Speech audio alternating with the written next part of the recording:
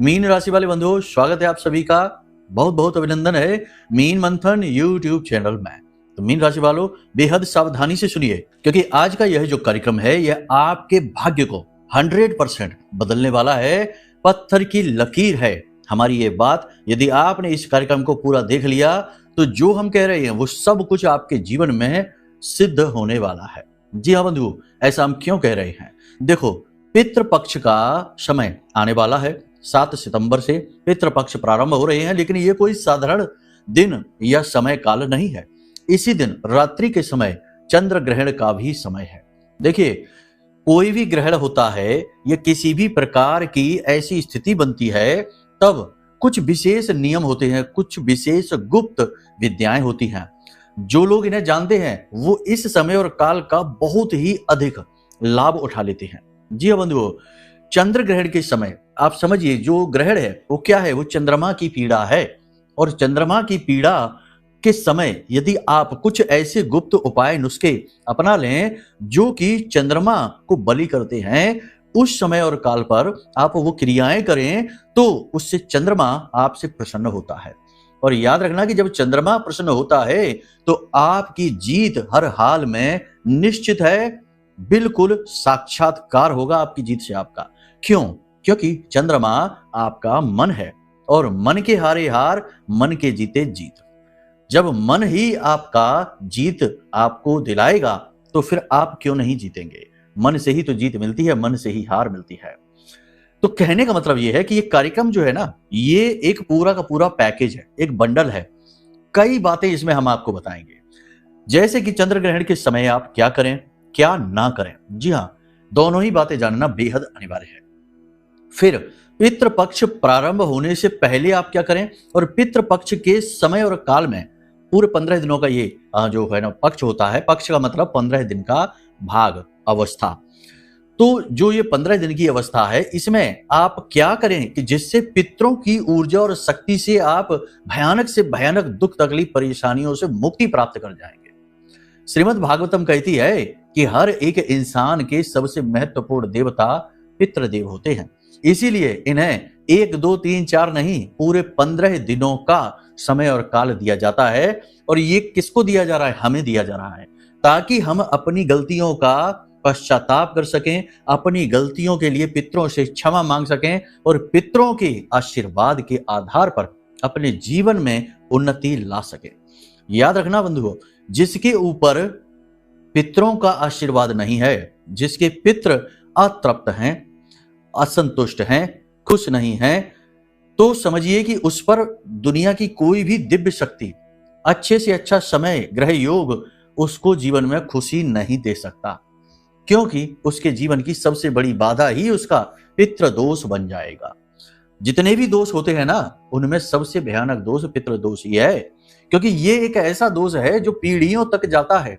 10-10 पीढ़ियों तक ये दोष पीड़ा दे सकता है, और इसकी पीड़ा पल प्रतिपल बढ़ती चली जाती है। कहने का मतलब यह है कि ये एक गोल्डन टाइम है आपके जीवन का जो आ रहा है, और ये जो कार्यक्रम आपको मिला है ये बिल्कुल सटीक समय और काल पर आपको मिल रहा है।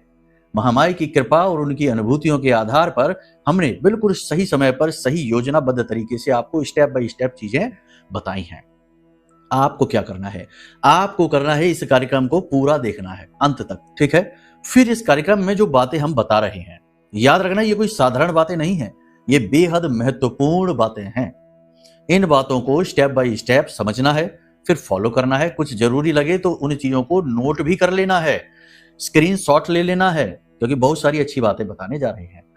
इन सब बातों को फिर जीवन में उतारिए, और फिर देखिए कैसे चुटकियों में सारी समस्याओं का समाधान होगा स्वतः ही। याद रखना बंधुओं कि मानव के हाथों में कुछ खास है नहीं। हमें लगता जरूर है कि सब कुछ हम ही तो कर रहे हैं, हम ही ने दुकान खोली है, हम ही दुकान शाम को बंद करते हैं, हम ही ग्राहकों को सामान बेचते हैं, हम ही नौकरी पर जाते हैं। कहने का मतलब यह है कि ये हमें लगता है, ये हमारा अपना खुद का अहम है जो हमें एहसास कराता है कि सभी कुछ हम ही तो कर रहे हैं, लेकिन कुछ भी हमारे हाथों में नहीं है। हम तो सिर्फ मोहरे मात्र हैं, और हमारे माध्यम से वह परम तत्व तरह तरह के अनुभव प्राप्त कर रहा है। अब हम क्या कर सकते हैं? हम केवल अपने चुनाव सही कर सकते हैं। मतलब कि कोई गलत चीज खा पी सकता है और सही चीज भी खा पी सकता है। फिर उसके जीवन में जो अच्छाई और बुराई आएगी वो उसकी देन होगी। कहने का मतलब यह है कि चुनाव हमारे हाथ में है, बस इसके अलावा कुछ भी नहीं। मेहनत जो हम करते हैं वो हम कर भी पाएंगे कि नहीं, या फिर हम यदि भाव विहीन होकर मेहनत करते हैं तो उसका फल प्रतिफल भी हमें मिलेगा कि नहीं, ये सब कुछ ऊपर वाले ने अपने हाथ में रख रखा है। हमारा मानना तो ये है कि हमारा चुनाव भी ऊपर वाले के हाथ में ही है, ठीक है ना। लेकिन ये एक बहुत बड़ा विषय है, इसके बारे में बात ही नहीं करना चाहते। ये सब बातें हम आपको केवल इसलिए बता रहे हैं बंधु कि जब भी हमें ईश्वर मदद करना चाहता है तो वो हमें संकेतों के माध्यम से चीजें बताता है। कभी कोई गुरु बन के आएगा, कभी कोई मित्र बन के आएगा, कभी कोई कार्यक्रम आएगा, जैसे ये कार्यक्रम आ गया है, कभी कोई चीज आपके सामने आएगी। मतलब कहने का ये है कि ये सांकेतिक भाषा है ईश्वर की। इसे जो समझता है, इनका अंदाजा लगाता है, फिर इन्हें जीवन में लेकर आता है, वो बहुत उन्नति करता है, बहुत आगे बढ़ता है। और जो कुछ भी नहीं समझता वो केवल ये सोचता है कि सब कुछ हम ही तो कर रहे हैं, भगवान क्या कर रहे हैं, कुछ भी नहीं कर रहे, सब कुछ हम ही तो कर रहे हैं। वो इंसान कभी तरक्की नहीं करता, वो केवल जहां है वहीं खड़ा रहता है आजीवन। चाहे जीवन भर कमाएगा लेकिन उसकी सेविंग जीरो होगी, उसके जीवन में रिश्ते नातों का मोल जीरो होगा, उसका मान सम्मान भी ना के बराबर, ठीक है ना। कहने का मतलब यह है कि आप अपने आप को समर्पित करिए, फिर देने वाले जाने कितना देने के लिए बैठे हैं। जो देवे सो देवता, बस हम ही ले नहीं पाते अपनी कमियों की वजह से। तो कहने का मतलब यह है कि इस कार्यक्रम में बड़ी महत्वपूर्ण चर्चाएं विषय पर बातें होंगी। साथ ही हम आपको बताएंगे 5 बड़ी भविष्यवाणियां भी, जिनके अनुसार आपको अपने जीवन को प्लान करना है। कार्यक्रम पूरा देखना है बंधु। बार बार हम ये आपसे इसलिए कहते हैं कि हम सचमुच में बहुत मेहनत करते हैं आपके लिए कार्यक्रम बनाने के लिए। आप जब कार्यक्रम पूरा देखते हैं और जब आपके चेहरे पर मुस्कुराहट आती है क्योंकि आपके काम बनने शुरू हो जाते हैं, हमें बहुत अच्छा लगता है। कैसे अच्छा लगता है? आपके मैसेज आते हैं, फोन कॉल्स आते हैं, आप कमेंट करते हैं और हम देखते हैं, पढ़ते हैं तो बहुत अच्छा लगता है। तो चलिए बंधु, उम्मीद करते हैं आप हमारी बातों को समझ रहे हैं, हमारी भावनाओं को समझ रहे हैं। कार्यक्रम में अंत तक जरूर ठहरेंगे। अब महामाई से अनुमति लेते हैं, कार्यक्रम को शुरू करते हैं। कमेंट बॉक्स में पूरे भक्ति भाव के साथ लिख डालिए, जय मां भद्रकाली कृपा करो। महामाई निश्चित तौर पर आपके ऊपर कृपा कर चुकी हैं, तभी पल प्रतिपल गाइडेंस के तौर पर यह कार्यक्रम आपके लिए आया है। भाव यदि गहरा है तो ये भी लिखिए कि मैं भी माई के परिवार का हिस्सा हूं। चलिए बंधु, अब अपने मूल विषय को शुरू करते हैं। जय माई की। बंधुओं, ज्योतिष और तंत्र विद्या के क्षेत्र में आचार्य अमित एक जाना माना नाम है। पूज्य गुरुदेव के साधनाओं और ज्योतिष विद्या के अनुभव बेहद दिव्य है। जी हाँ, पूज्य गुरुदेव ने जिसकी भी कुंडली का विश्लेषण किया और कुंडली के अनुसार उसे सटीक उपाय व महामाई माँ बगलामुखी की विशेष कृपा दी, उसके जीवन में सकारात्मक बदलाव तो आए ही है। फिर चाहे समस्या कितनी ही कठिन क्यों ना हो, समाधान तो अवश्य हुआ है। अब ऐसे में यदि आप भी अपने जीवन की किसी बड़ी समस्या से जूझ रहे हैं, जैसे कि कर्जा बढ़ता ही जा रहा है, काम धंधा और व्यापार सब रुक चुका है, रिश्ते नातों में तनाव हद से ज्यादा बढ़ गया है, पूरा जीवन ही नकारात्मकताओं से भर गया है, तो ऐसे में यही सही समय है जब आप श्रेष्ठ गुरु से मार्गदर्शन प्राप्त करें और जीवन के अंधकार को समाप्त कर दिव्य प्रकाश की ओर कदम बढ़ाएं। वीडियो में दिए गए नंबरों पर तुरंत संपर्क करिए और अपनी कुंडली का विश्लेषण व समाधान पूज्य गुरुदेव के द्वारा करवा लीजिए। देर ना करें, आपके देवी देवताओं के आशीर्वाद से ये मौका खुद चलकर आपके पास आया है, इसे गंवाना नहीं है। अभी फोन करें और गुरुदेव से मार्गदर्शन प्राप्त करें। महामाई आपका कल्याण करें। धन्यवाद। तो सबसे पहले बात करते हैं बंधुओं आपकी अपनी, यानी कि आप अपने कार्यों को आगे टालने की कोशिश करेंगे। थोड़ा आलस, थोड़ा थकान, थोड़ा नकारात्मकता आपके मन में घर बनाएगी। निगेटिविटी से मुक्ति जरूर आपको प्राप्त करनी चाहिए। अपने मन को जितना हो सके उतना पॉजिटिव रखना है। कार्यों को आगे नहीं टालना है, कार्यों को स्थगित करना, उन्हें टालना आपके लिए भारी पड़ सकता है। जो भी योजना बनाई है उस पर सही समय से सही गति के साथ कार्य करना प्रारंभ करना होगा। परिवार का वातावरण भी थोड़ा सा भारी रहेगा, मतलब कि आपके अनुकूल नहीं होगा। आप जैसा लोगों से उम्मीद करेंगे, परिवार का कोई भी सदस्य हो, वैसी आपकी मदद नहीं हो पाएगी। वैचारिक मतभेद और बोलचाल में आपसी तनाव थोड़ा बहुत हो सकता है। आपके विचार स्पष्ट न होने के कारण आपकी बात लोग ठीक से समझ नहीं पाएंगे। कहने का मतलब यह है कि आपको लोग समझ नहीं पाएंगे। आप कुछ कहेंगे, लोग कुछ का कुछ मतलब निकालेंगे। दाम्पत्य संबंधों में केवल एक कंडीशन पर अच्छा रहेगा, यानी कि प्रेम संबंध बना रहेगा, अच्छा मीठा रहेगा, वो तभी होगा जब आप अपनी वाणी पर नियंत्रण रखेंगे, जो कि बहुत मुश्किल होगा आपके लिए। आप अपनी वाणी पर नियंत्रण नहीं रखेंगे और आपके दाम्पत्य जीवन में भी तनाव की स्थिति उत्पन्न हो जाएगी। सरकारी कार्यों में आपको सपोर्ट मिलेगा, गवर्नमेंट की तरफ से सपोर्ट मिलेगा, पिता की तरफ से आपको सपोर्ट मिलेगा, गुरुजनों की तरफ से आपको मार्गदर्शन प्राप्त होगा।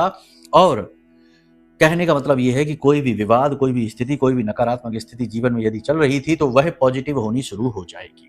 आपके मन में थोड़ा सा पुरानी गलतियों को लेकर खेद सा रहेगा। मतलब ये कि आप अपनी नई पुरानी बातों में यानी विचारों में अति जो कहते हैं ना ओवर थिंकिंग के जोन में आप चले जाएंगे और जरूरत से ज्यादा सोच विचार करके आप अपना समय खराब करेंगे, साथ ही आपका मन भी खराब होगा।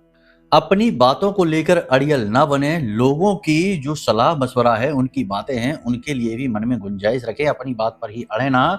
अड़ने से ये होगा कि आपके आसपास का वातावरण नेगेटिव बनेगा, लोग आपसे थोड़ा सा खफा खफा से रहेंगे, आप थोड़ा इस बात से कंफ्यूज रहेंगे, परेशान रहेंगे। फोकस की कमी आपके अंदर देखी जाएगी अगले 5 से 7 दिनों में, जिसकी वजह से आपको काम में स्थिरता महसूस कम होगी। स्वास्थ्य भी आपका थोड़ा सा अप डाउन रह सकता है, मतलब कि शरीर में थकान, तनाव, आलस और मन करेगा कि थोड़ा सा आराम कर लें, थोड़ा सा रिलैक्स हो जाएं, एक आध दिन की छुट्टी वुट्टी ले लें, जिससे कि थोड़ा सा जो मन पर बोझ सा लदा है, भारीपन सा है, वह दूर हो जाए। इसी के साथ साथ आपको हम बता दें कि स्वास्थ्य को लेकर थोड़ा सा आपको ज्यादा अलर्ट रहने की जरूरत है। ये बात भी निश्चित है कि काम लगातार करते रहने की वजह से थकान भी है, शारीरिक और मानसिक थकान भी है, लेकिन फिर भी हम आपको बताएं कि आपको अपनी सेहत का विशेष ख्याल रखना होगा। खान पान पर विशेष ध्यान दें, थोड़ा योग प्राणायाम भी करें, और कहने का मतलब यह है कि अपने मन को भी जितना हो सके उतना पॉजिटिव रखने की कोशिश करें। देखो, एक बात आपको हम बता दें कि इस दुनिया में कोई किसी के लिए नहीं आने वाला है। जो कुछ भी है आपसे शुरू है, आप पर ही खत्म है। अब ये बात क्या है, इसका क्या मतलब है? इसका मतलब ये होता है कि आप अपने जीवन के कर्ता धर्ता स्वयं हैं।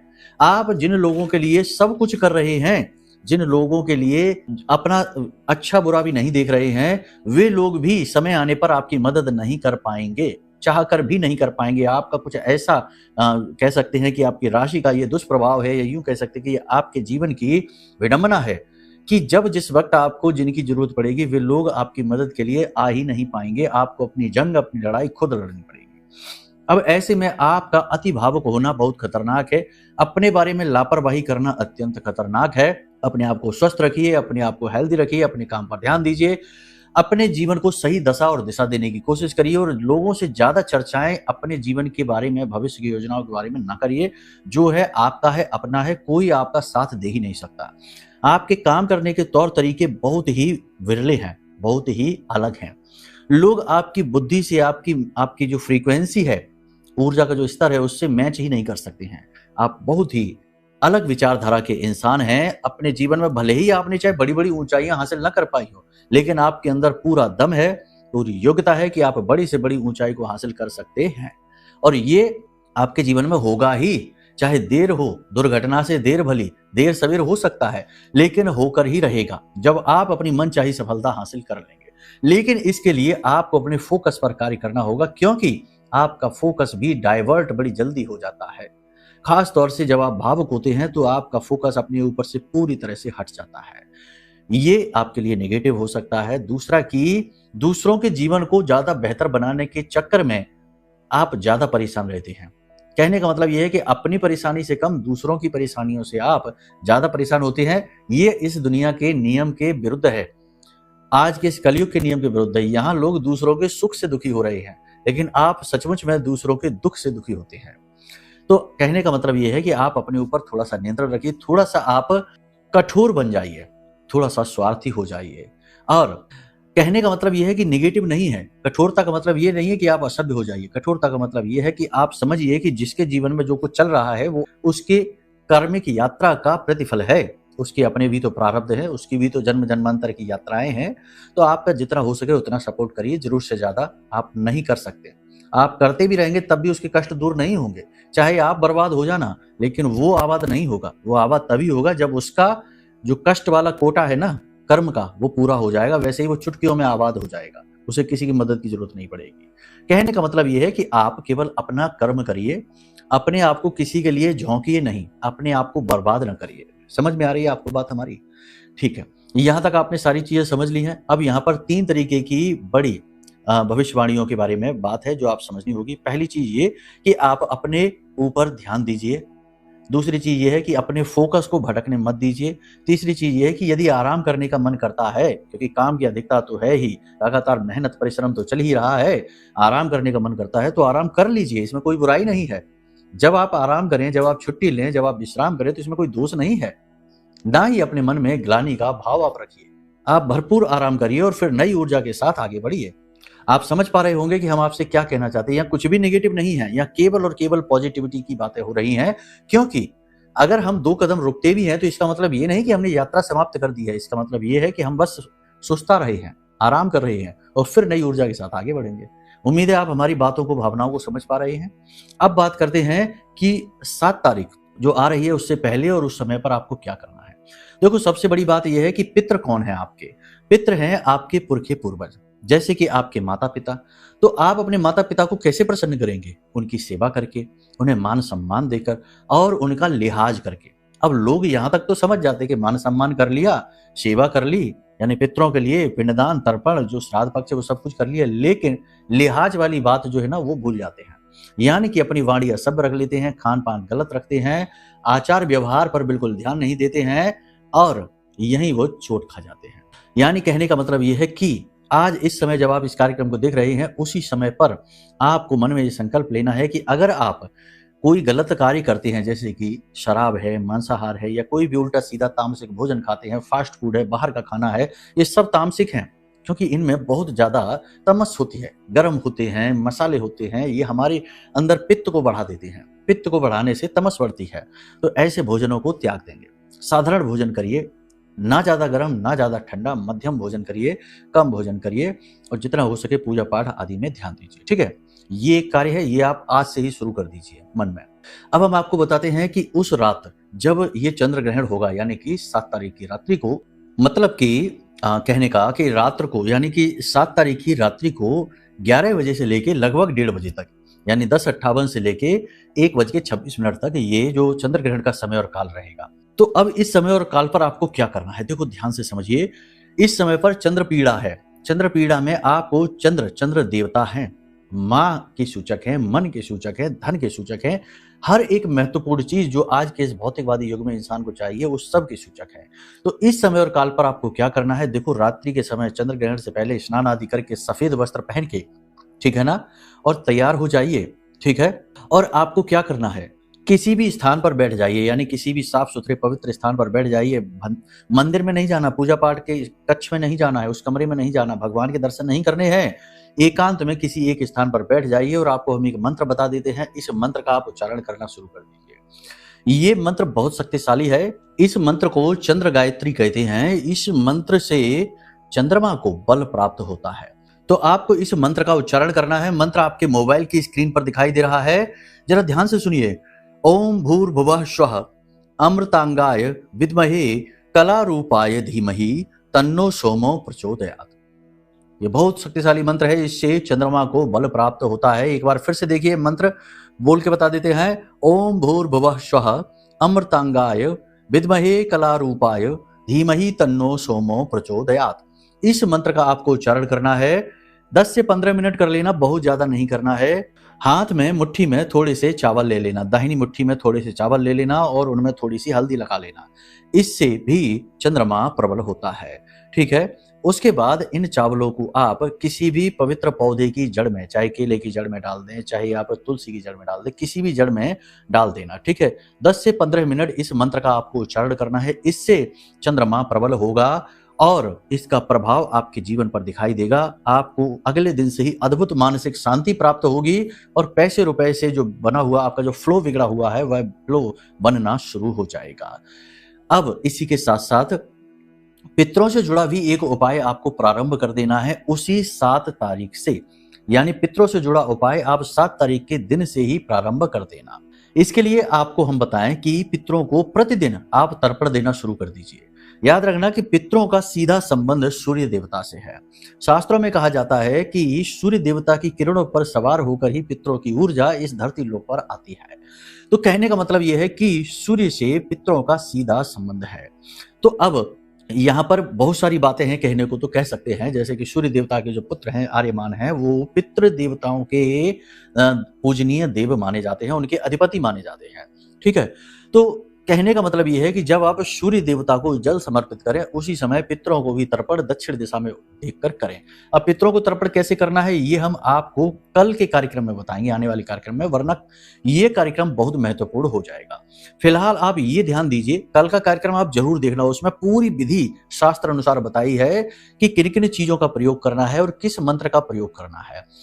इन मंत्रों के प्रयोग से ये जो तर्पण देने की विधि है, साथ ही जो आप पूजा पाठ भगवान की करेंगे उस समय भी कुछ विधियां अपनानी है पितरों को प्रसन्न करने की। इसे आप प्रतिदिन करेंगे, लगातार इस विधि से करेंगे तो भयानक से भयानक पितृ दोष आपके ऊपर लगा होगा वो समाप्त हो जाएगा। एक और खास बात है कि पूरे पितृ पक्ष में आप एक शुभ कार्य जरूर करिए कि मंदिर प्रतिदिन जाइए और दान पात्र में 10-5 रुपए जितनी आपकी क्षमता है, जो भी आप चाहें वो दान जरूर करिए। और मंदिर के बाहर बैठे हुए जो भिखारी होते हैं उन्हें भी कुछ ना कुछ खाने के लिए अवश्य देना शुरू करिए। थोड़ा बहुत खर्चा अवश्य होगा, लेकिन इससे देवता बहुत प्रसन्न होंगे और पितरों को आप तृप्त कर पाएंगे। आपके पितर आपके इस आचरण से बेहद प्रसन्न रहेंगे। साथ ही साथ हमने आपसे कहा कि गलत चीजें खान पान बिल्कुल बंद कर दीजिए। घर में कोई भी गलत चीज आपको नहीं रखनी है, जैसे कि टूटा फूटा पुराना कबाड़ का सामान न रखिए। घर को साफ सुथरा रखिए, हर एक कोने में प्रकाश की पूर्ण व्यवस्था रखिए। घर के दक्षिणी कोने में, दक्षिण दिशा जो है ना, वहां पर एक सरसों के तेल का दीपक अवश्य जलाना प्रारंभ कर दीजिए प्रतिदिन। साथ ही साथ सबसे महत्वपूर्ण बात कि घर में कोई भी नशीली पदार्थ, नशीली चीज यानी शराब वगैरह है, तमाम जो भी है, कुछ भी नहीं रखनी है। ठीक है, बस इन क्रियाओं को करिए। अब आपकी कुंडली में यदि पितृदोष लगा हुआ है, किसी विशेष ग्रह से आ रहा है, तो उसके लिए भी कुछ विशेष उपाय हैं जो हम आपको बता सकते हैं, लेकिन इसके लिए आपको अपनी कुंडली का आकलन कराना पड़ेगा, क्योंकि कुंडली में शनि से है, राहु से है, गुरु से है, किस ग्रह से आपको पितृदोष आ रहा है वो यदि आप समझ जाएं और उसके अनुसार यदि आप उपाय इस पितृपक्ष में कर लेते हैं तो फिर आपकी पिछली 7 पीढ़ियों तक के दोष पितरों से जुड़े हुए समाप्त हो जाएंगे। समझिए, तो ये बहुत महत्वपूर्ण है। तो इसके लिए आप अपनी कुंडली का विश्लेषण करा सकते हैं, नंबर वीडियो में दिए गए हैं। इसी के साथ साथ आप यदि पितरों की पूर्ण कृपा प्राप्त करने के साथ दैवी शक्ति को भी साधना चाहते हैं, जैसे कि हमारी आराध्य देवी मां बगलामुखी हैं, जो भयंकर से भयंकर नकारात्मक ऊर्जा को मिटा सकती हैं, क्योंकि वो तो 10 महाविद्या में 8वीं महाविद्या है। इस भयानक से कलयुग में, समय और काल में, जब इंसान बहुत ज्यादा पीड़ित व्याकुल हो जाता है तो वह देवी के 10 स्वरूपों में से किसी एक स्वरूप के पास जाता है। 10 महाविद्या कहते हैं। तो उनमें से जो सबसे जल्दी सिद्ध, सबसे ज्यादा फलित जो दैवी शक्ति है वो है मां बगलामुखी। उनसे जुड़ा यह महारक्षा कवच है जो हमने आपके लिए निर्मित किया है। आप यदि चाहें तो इस पितृपक्ष में गोल्डन टाइम है, क्योंकि इसके बाद आएगा नवरात्रि का पर्व, तो गोल्डन टाइम है जब आप इस सिद्ध रक्षा कवच को अपने घर में मंगवा सकते हैं और देवी की सीधी साक्षात कृपा का अनुभव, क्योंकि इसमें हमने अपने जीवन भर की साधना का बल डाला है, तो आप इसे मंगवा सकते हैं। इससे आपके जीवन में चाहे कैसी ही नकारात्मकता, तंत्र मंत्र या क्रिया हो वो हटेगी, साथ ही देवी आपका हाथ पकड़कर आपको सफलता की ओर ले जाएंगे। ये हमारा वादा है आपसे। तो अब आप निर्णय जरूर लीजिए, अपनी कुंडली का आकलन कराइए, कुंडली के दोषों को जानिए और उनका निवारण करिए। ठीक है। दूसरा कि कवच मंगाइए, अपने स्वयं धारण करिए, अपने किसी एक घर के प्रिय व्यक्ति को और धारण करिए, क्योंकि ये 2 लोगों के लिए बना कवच है। ठीक है ना। और उसके बाद फिर इन पूजा पाठ जो हम आपको बता रहे हैं, इन क्रियाओं को करना प्रारंभ करिए। फिर देखते हैं कि कैसे नहीं कष्ट मिटते हैं जीवन के।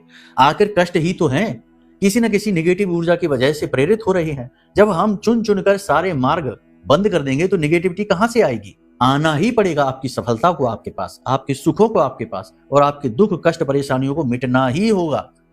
इसी तरीके से काम होते हैं। ठीक है। उम्मीद करते हैं सारी बात आप समझ गए हैं, इन्हें जीवन में उतारेंगे। अब यदि कोई प्रश्न है या कुछ भी जानना है या कुंडली विश्लेषण है या कवच मंगाना है, सारी सेवाएं आपको इन्हीं नंबरों से प्राप्त हो जाएंगी जो वीडियो में दिख रही है। ठीक है। जल्दी से निर्णय लीजिए, समय और काल तेजी से गुजर रहा है।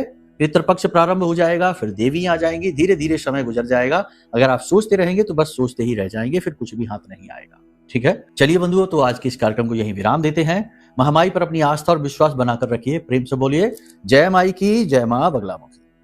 हमारे प्रिय और परम पूज्य आचार्य जी ने अपनी साधनाओं के अनुभवों पर आधारित शक्तिशाली उपाय और क्रियाओं के माध्यम से हजारों लोगों के जीवन को पूरी तरह से बदला है। आचार्य जी के द्वारा बताया गया हर एक उपाय इतना सटीक और कारगर होता है कि जो भी इसे पूरे भाव के साथ कर लेता है उसे साक्षात महामाई की कृपा और आशीर्वाद प्राप्त हो जाती है। इसलिए निसंकोच इन उपायों को पूरे भाव के साथ करिए। आपका कल्याण होगा। जय माई की।